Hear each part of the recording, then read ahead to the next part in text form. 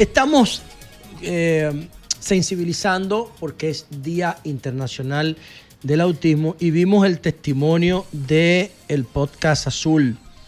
Y ahora tenemos una visión desde una perspectiva un poquito más sanitaria, más de académica, más de salud, con el doctor Luis Ortega, psiquiatra infanto-juvenil.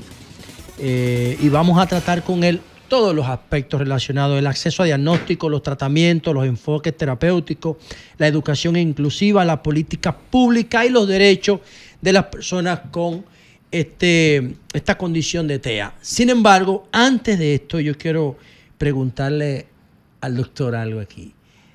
Doctor, yo particularmente, no sé si el panel comparte mi opinión, solamente se habla cosas problemáticas y negativas de las personas que están en el espectro de TEA, pero yo he visto que la mayoría de los genios tienen alguna de las 3 categorías de autismo. Sí, bueno, tienen rasgos. Acuérdense que el espectro, nosotros en general tenemos rasgos de personalidad, rasgos, actitudes, y pudiesen entrar dentro de, sin criterio de tener TEA, pudiesen entrar dentro del espectro. Hay un debate ahí por ejemplo, con Einstein. Yo creo que yo tengo algo de eso.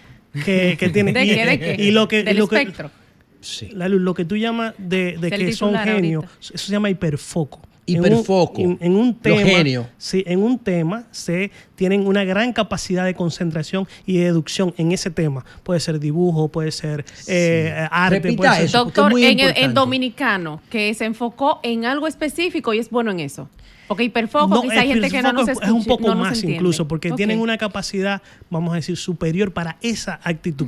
Pero ese mismo hiperfoco, y eso es teórico, eso no lo tenemos todavía comprobado, es por la misma alteración conectiva que tienen. Entonces, para esa acción la tienen sobreestimulada, pero para el contacto social de nosotros lo tienen hipoestimulada. Entonces, no pueden hablar contigo de un tema banal, pero pueden hablar contigo de cómo se hace una turbina eléctrica. Coño, porque él tiene esa capacidad. Si eso no es genialidad. Pero es importante decir que eso ocurre cuando la persona con autismo habla. Es importante que usted también hable de que hay algunos que no. Porque está hablando de la personalidad. No solamente. Hay autismo que son grado 3 y que tienen dificultad de comunicación, que tienen hiperfoco en algunas cosas. Puede ser incluso arquitectos, por ejemplo. Pueden crear cosas o arreglar cosas. E incluso hay una película muy famoso, aunque él habla también, pero muy poco, un hindú, un Medio Oriente, que era muy bueno arreglando aparatos electrónicos, por ejemplo. Y murió el hijo, bueno, una película muy chula, pero lo que quiero decir es que no necesariamente el hiperfoco es aparte, es como un síntoma, es su capacidad de obsesividad de un tema, que puede ser tan banal también como la ballena, como hay otra pero puede ser tan complejo como las matemáticas. O Mente Brillante, de John Nash. Entonces, bueno, ahí hay un tema de salud mental, puede tener autismo, pero está más tirando a una esquizofrenia. Pero John Nash se concentraba de una manera pocas veces vista en la historia de la humanidad. Cuando el tipo quería resolver un problema. Lo que pasa es que hay que diferenciar entre una persona que tiene altas capacidades, que son los que tienen un IQ ahora mismo por encima de 130, que se pueden confundir con un hiperfoco de un niño con autismo, por ejemplo. ¿Por qué? Pero estas personas tienen más amplitud en sus habilidades, vamos a decir, cognitivas. Entonces hay que diferenciarlo, porque si no, confundimos y creemos también que, y además todos los niños con el espectro autista no tienen algún hiperfoco. No tienen hiperfoco. Sí. Entonces, ¿cómo se motiva? No podemos hacerlo. Entonces, ¿cómo generalizarlo con todos? Desde el punto de vista científico, la deficiencia, porque ya usted acaba de explicar que desarrolla el foco específico en algo, lo desarrolla porque tiene más interés. Entonces, ¿cómo motivar desde el punto de vista científico donde no hay interés para que pueda reaccionar y equilibrar? Mira, las cuestiones de cómo moldear el cerebro del niño con el espectro autista es lo importante. Nosotros tenemos primero, como decía la Luz y como dicen muchas personas, hay que entender qué es lo que está pasando. Y tenemos teoría nada más. ¿Cuáles son las teorías que tenemos? Que hay una hiperactividad neuronal en áreas del cerebro, o sea, tenemos más neuronas de lo que tenemos en esa área, que lo tenemos todos los niños, pero voy a explicar después cómo funciona. Y hay otras áreas que están hipofuncionando. ¿Qué pasa? Nosotros en etapas de la vida tenemos que cortar lo que no usamos. El cerebro es una cosa que lo que no usa lo bota. Okay, entonces lo desecha. Y hay edades que son muy específicas donde comienzan a hacer esos cortes neuronales. Se llaman podas neuronales. Por ejemplo, los 2 años, que es cuando comenzamos a ver más la regresión en el autismo. Casi la mayoría de las presentaciones en el autismo se presentan en 1 año y medio y 2 años. Okay. ¿Por qué? Porque en ese periodo hay un corte. Comienza el corte. El otro corte muy grande es a los 12 años, en la adolescencia. Entonces ahí vemos niños que nunca han sido agresivos, niños autistas que nunca han sido agresivos, que estaban tranquilos, en la adolescencia comienzan con las hormonas y estos cambios neuronales a producirse cambios conductuales. Eso es muy frecuente. Entonces, ¿qué es lo que nosotros buscamos? Que las habilidades que tenga, porque los niños autistas tienen habilidades, las condiciones autistas tienen habilidades dependiendo del grado. Las personas, claro, las personas. Y tengo varias experiencias de, por ejemplo, hay un comunicador de hermano aquí en Rumba, que voy a hablarle porque él me dio permiso, ¿no? Rudy, bueno. que es paciente mío, su hijo hace 10 años y ya he graduado. Rudy González. Y he graduado de comunicación. Un saludo para don Rudy. Rudy. Y Altipolanco, la persona con condición de autismo graduado de licenciado en comunicación. Ah, sí, que estuve ayer con él hablando en otro programa, hermano.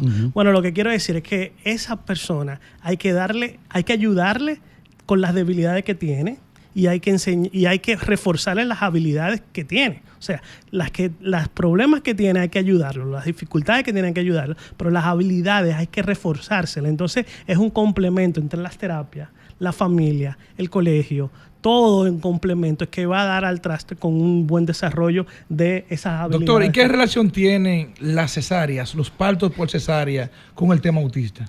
Mira, lo que pasa es que como no tenemos totalmente claro de por qué se produce el autismo, no podemos relacionarlo directamente. Ahora, hemos visto que los pacientes que nacen por cesárea tienen más probabilidades de tener esta condición. Los que nacen por cesárea debería ser al revés.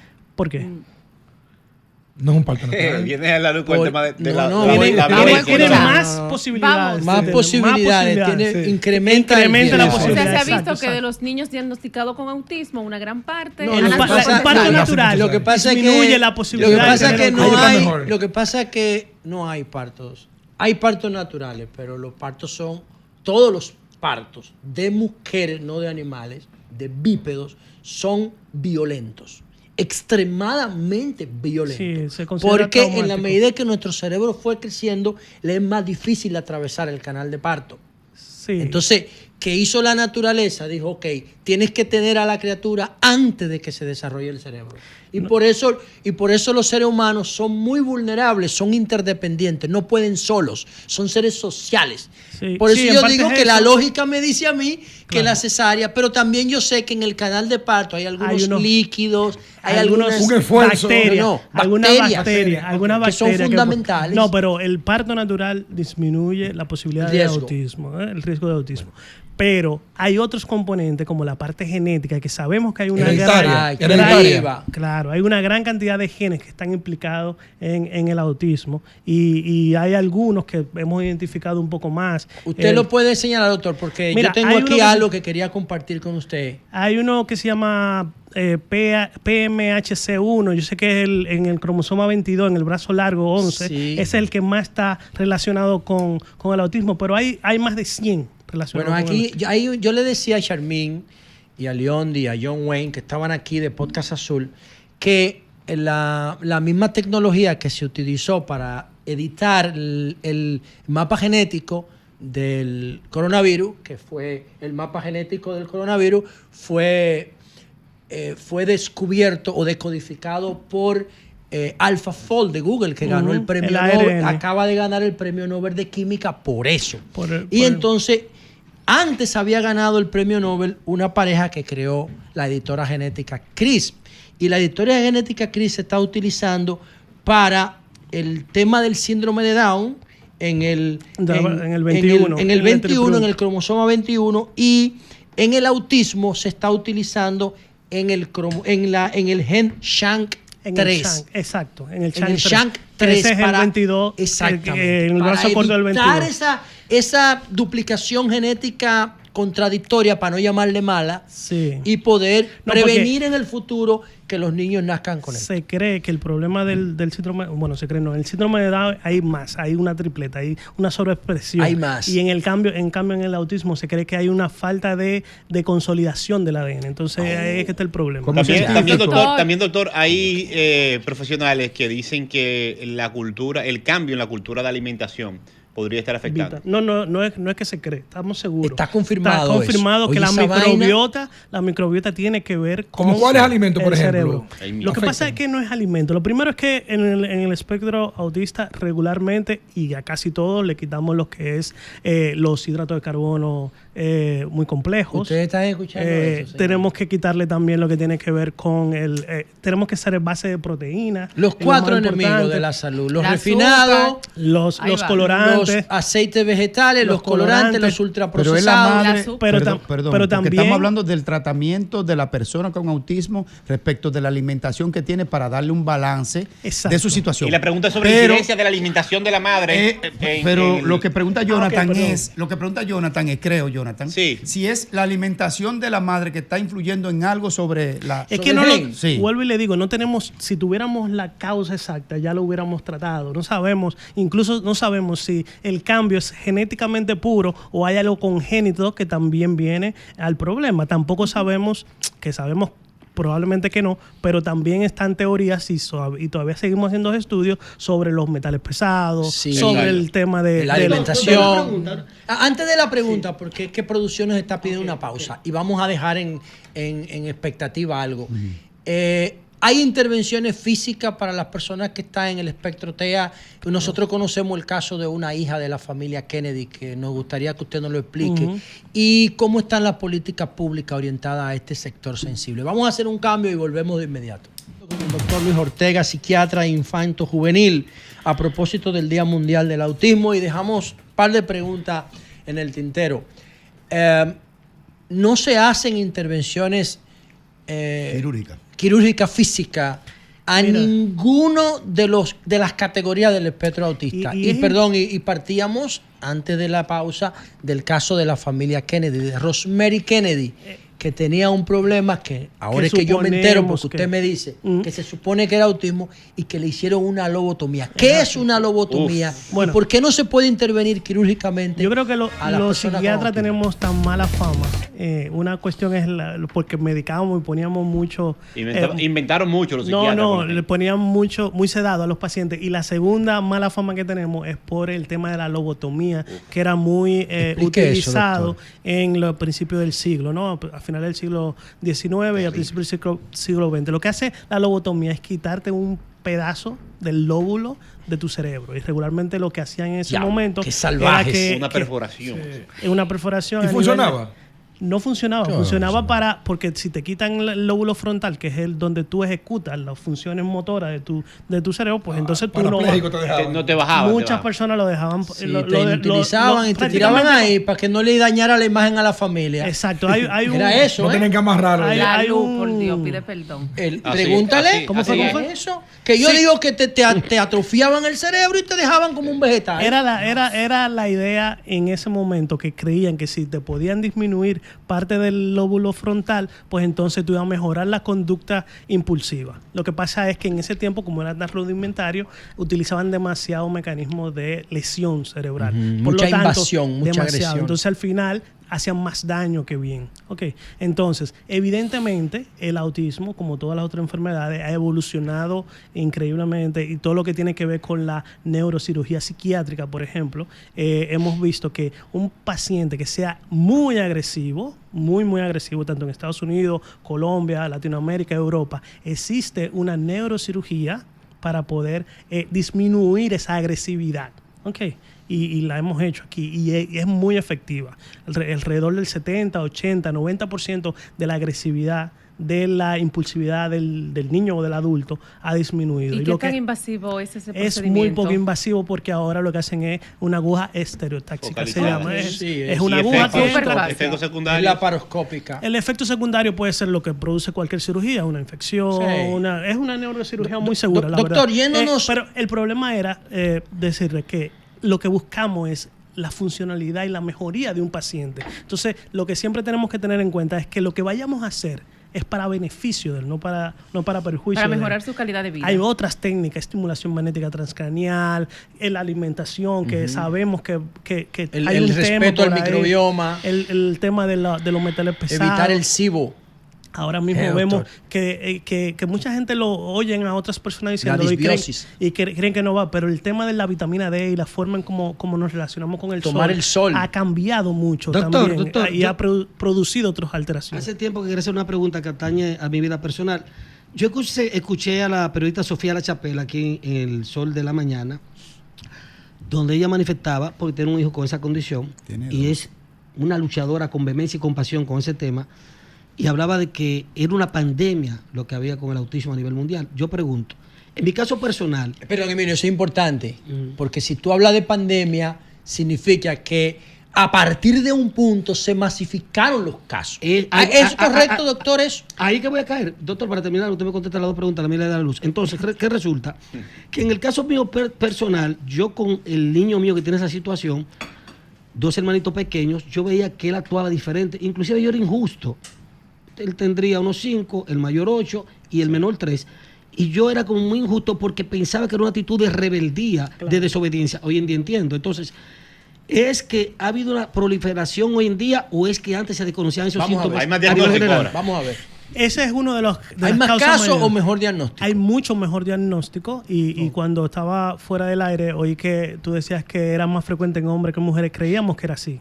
La verdad es que ahora con el mejor diagnóstico está muy, muy cerca Muy a la par. de lo que es el hombre y la imagen de mujer. género, sí. Hemos visto, por ejemplo, Leo Kahn, que fue el primero que diagnosticó el autismo, cuando en ese tiempo, en 1949, 43, el autismo era 1 en cada 10.000 habitantes. ¿Y hoy?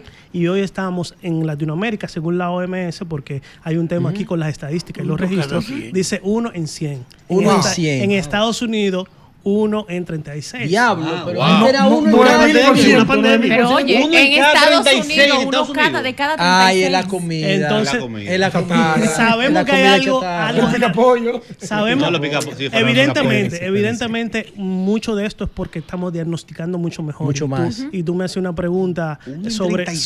cómo Bueno, doctor, poderlo diagnosticar. el diagnóstico se puede solapar, pero el comportamiento no.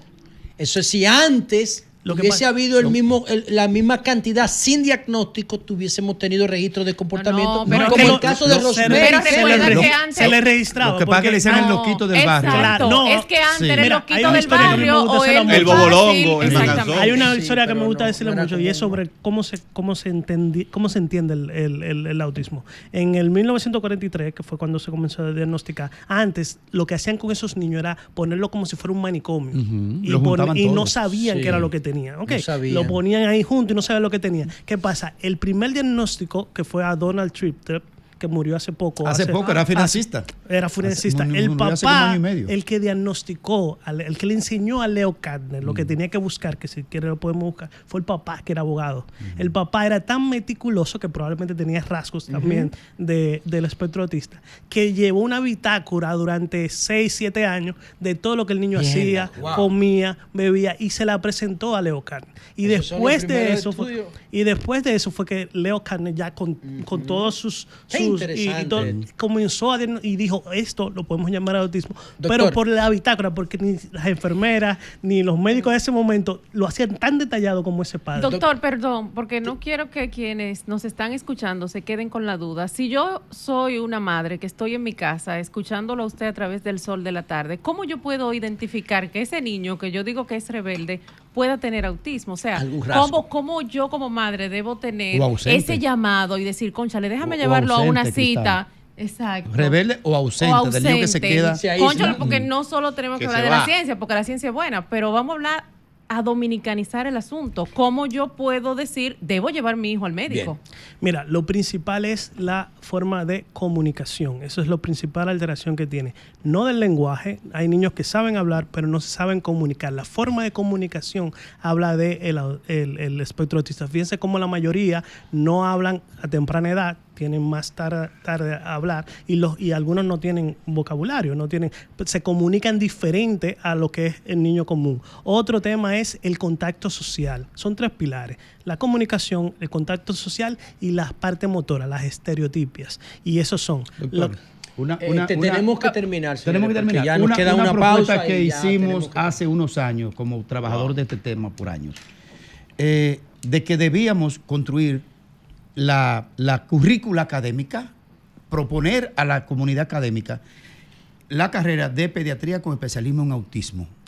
¿Ayuda? Totalmente de acuerdo, pero no solamente a los pediatras, que tenemos que formar a los profesores para que puedan identificar lo que es el autismo.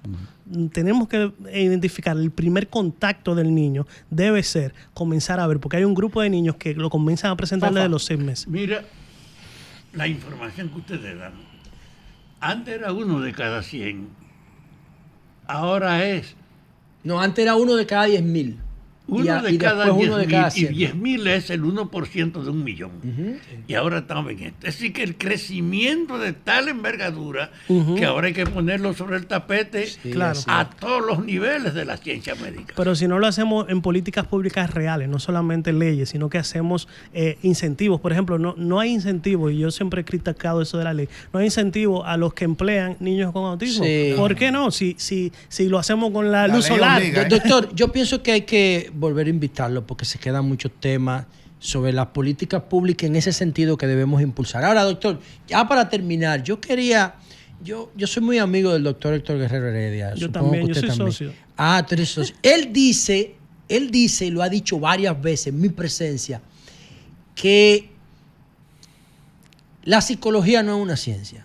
¿Usted está de acuerdo con el doctor? Que los psicólogos no son científicos, que los psiquiatras sí. Bueno, lo que pasa que los psicólogos no son médicos. Dice él, lo dice, No ¿verdad? son médicos. Es que no lo son. Los psicólogos no recetan. Los psicólogos no recetan. Vamos a ver. Mi hermano, el doctor Guerrero Heredia. Saludos para el doctor Son Guerrero Heredia. pendejadas. Vamos a escuchar tenemos qué cosas. dice. Yo creo que ni los médicos, ni los psicólogos de aquí somos científicos, porque no hacemos Ni ciencia. los Gracias, Ay, gracias, pero doctor. el doctor sí, pero Héctor Guerrero pero es Heredia así. sí. Pero Él es así. habla de ciencia. José, hay que invitarlo otra vez. Bien Hay que dicho, invitarlo otra vez. divulgador científico. Pero. Científico el que hace Oiga, ciencia. ¿por qué yo Investigación. digo- Dice el doctor Luis. Hay que invitarlo Dice de el nuevo, doctor Luis doctor. ¿Por Ortega qué que yo Guerrero digo? Heredia habla de ciencia. Oye, discúlpame. Guerrero tiene- Alguien Guerrero que tiene- haga un diagnóstico psiquiatra viendo a alguien por televisión puede ser científico. Espérate. No Jonathan, me metas, pero eso no tiene que ver. Lo que yo quiero decir es que para tú ser Qué bárbara. científico tienes que crear ciencia, no solamente Tienes que investigar. entenderla. Aplicar el método Aplicarlo, científico. exacto, hacer investigaciones, aunque creo que sí Guerrero tiene un estudio muy grande de salud mental. Me retiro lo dicho, pero lo que... O sea, los No se miren. había dicho. No se miren. Vamos, No se miren.